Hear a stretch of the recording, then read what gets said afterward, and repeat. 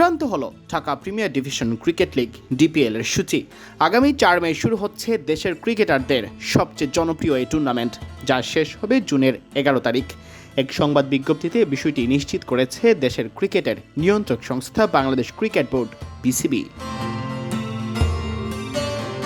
CCDM আয়োজিত Dhaka premier division cricket লিগকে বাংলাদেশের ক্রিকেটারদের রুটি রুজি বলা হয়।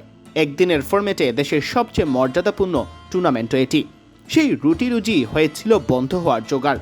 শেষ পর্যন্ত লিগ অবশ্য মাঠে গড়াচ্ছে।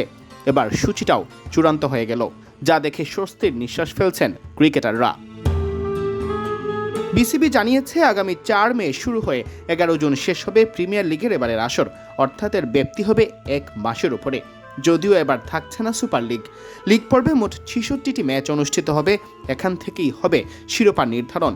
আর রেলিগেশন লিগে ম্যাচ থাকবে 3টি। সব মিলে এবারের আসরে মোট ম্যাচ 69টি।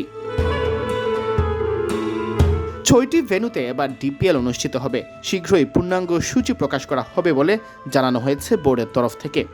একসাথে 6 ভেন্যুতে খেলা বলে একদিনেই এক রাউন্ডের খেলা সম্পন্ন করা হবে, যেখানে আগে প্রতিদিন 3টি করে ম্যাচ হতো। 12 দলের ঢাকা প্রিমিয়ার লিগে এবার থাকছে না সুপার লিগ। শুরু হতে দেরি হওয়া আর মাঠের স্বল্পতা, এসব কারণে এবার খেলা হবে সিঙ্গেল রাউন্ডে, অর্থাৎ প্রতিটি দল ম্যাচ পাচ্ছে অন্তত 11টি করে। এবারও থাকছেন না কোনো বিদেশি ক্রিকেটার।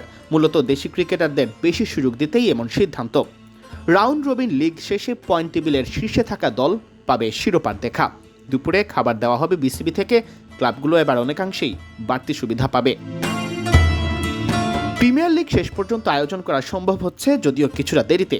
তবে বিসিবি মানের দিকে রাখছে কড়া নজরদারি।